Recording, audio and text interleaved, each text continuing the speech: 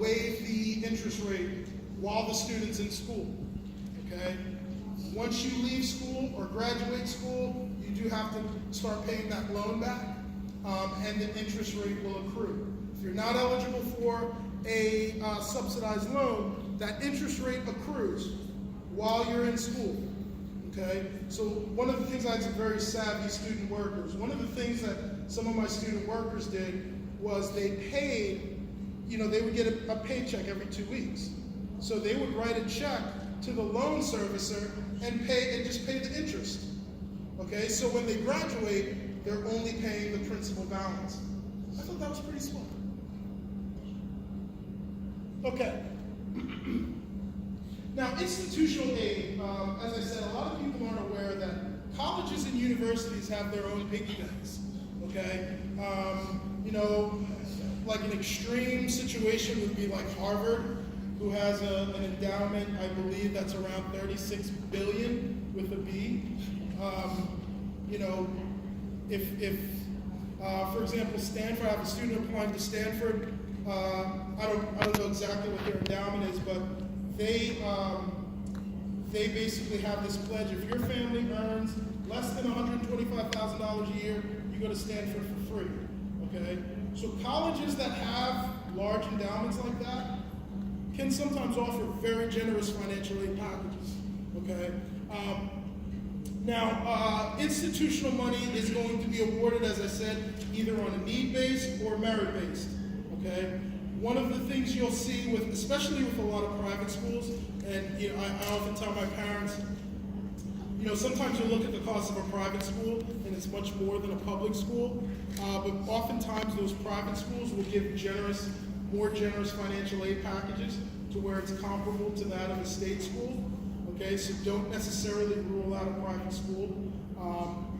Like I said, oftentimes it can be, in some cases, it comes out cheaper depending on how much money they award. So potentially, once you apply, the Office of Admissions may award the student a merit-based scholarship. And oftentimes, you don't even have to apply. They look at your SAT score, they look at your GPA, and then they award you whatever scholarship you're eligible for. And sometimes you may get an award letter that says, congratulations, you're admitted with a $15,000 presidential scholarship, okay? And oftentimes, it's essentially a tuition reduction. They're just discounting the tuition, essentially. But still, it's always very nice. They do have some other, like, honors programs. Oftentimes, honors programs will come with scholarships, and in some cases, full scholarships. Typically, with honors programs, there's an additional step in the application process that students would have to complete. Need-based financial aid is going to be based primarily on the FAFSA and, in some cases, the CSS profile. So, the CSS profile, there's about 400 colleges in the United States that will look at a CSS profile. So don't just do it. Make sure the colleges you're applying to will actually look at it, okay? The majority of schools that look at a CSS profile are private schools, okay? Because again, if a school looks at a CSS profile, that should tell you that school has money, okay? But before they give you that money, they're going to ask you a lot of questions, okay?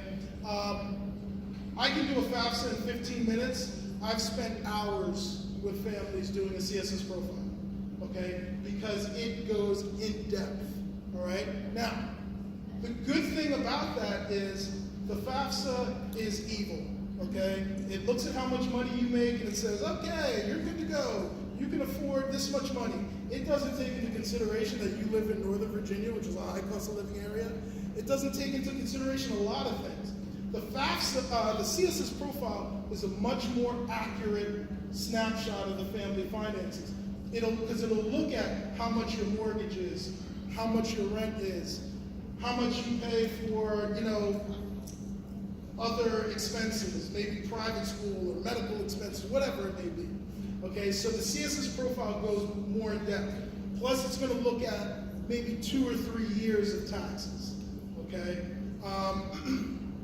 Another thing that the CSS profile does is it'll give you about 2,000 characters to just explain things, okay?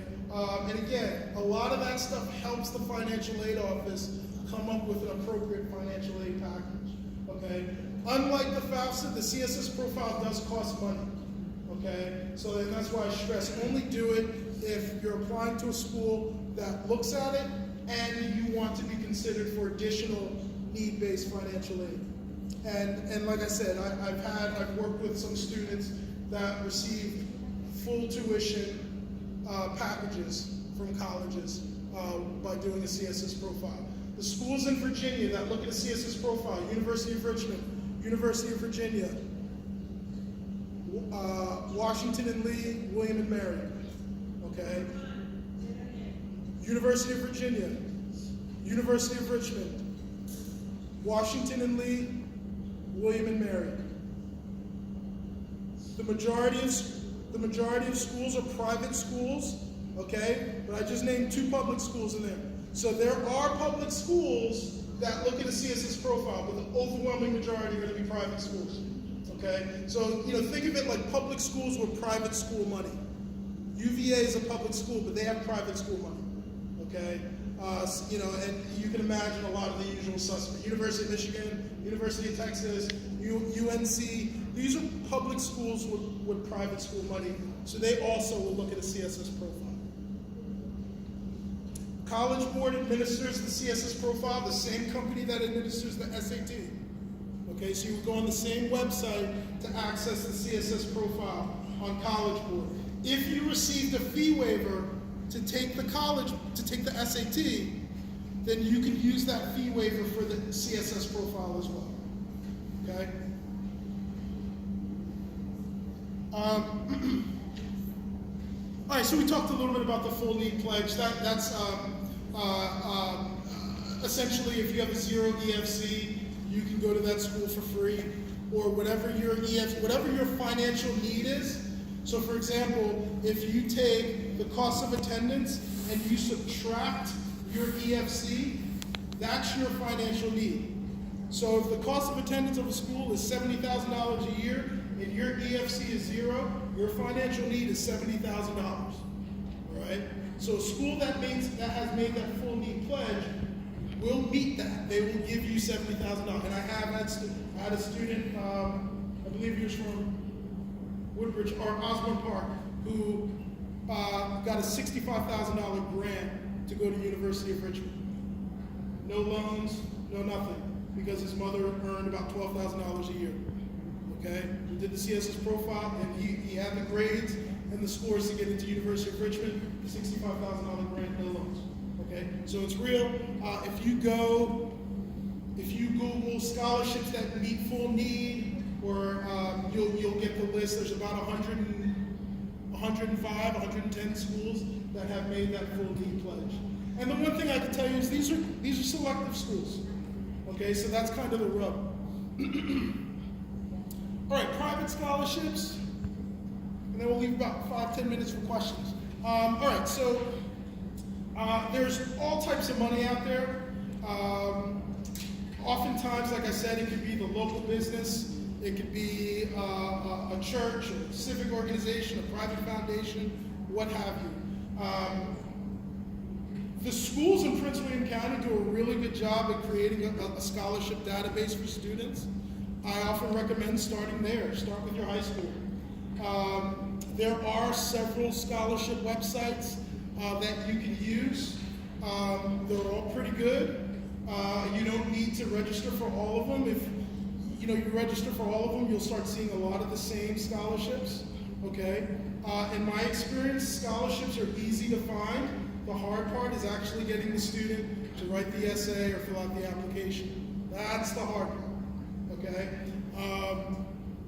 But if you do the work, there's a lot of money to be made. I've worked with a lot of students who, basically paid for their entire education with scholarships.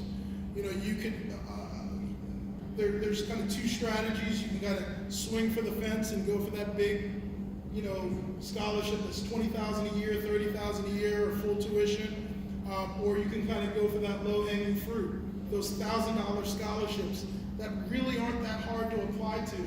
And you can stack those up and they add up, okay? So definitely I recommend putting in some time and doing some research. Any family I work with, typically what I tell my clients is, we are going to get the college admissions process done by the holidays, okay? By the time winter break comes, we're done, okay? Enjoy winter break, take some time off, and then come January, we're gonna focus like a laser on scholarships, okay? That's typically the strategy that I recommend for my clients. So you can do different types of search strategies.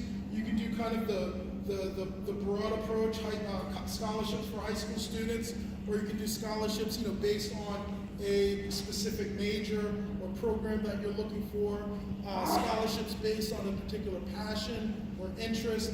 Obviously, most scholarships are going to be for students that have a high level of financial need, but there's also scholarships that have no need-based component to it, okay? Typically, they're going to require an application and an essay. Some may require an interview. A couple of things to look out for especially when you become a senior, your son or daughter will start getting some very aggressive emails. $10,000 for college. Click here. And the next thing you know, it's asking you for credit card information. Don't pay anyone to apply for a scholarship. I'm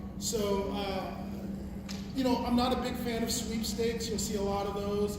You're essentially putting your name in a hat with like 10 million other students. I'm not a big fan of sweepstakes. So I'm going to open up the floor to questions. This is my contact information. I have my business cards and some flyers if you're interested. And at this time, I think we have about 5 minutes for questions.